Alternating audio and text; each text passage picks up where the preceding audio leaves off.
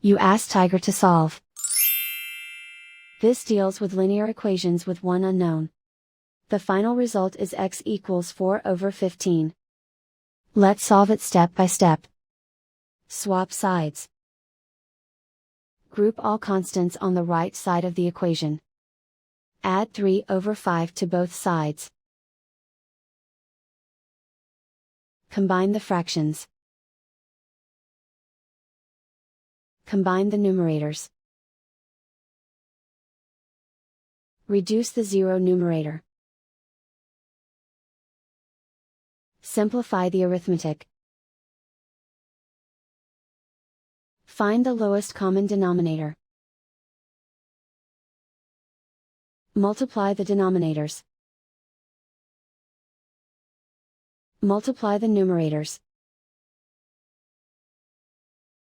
Combine the fractions.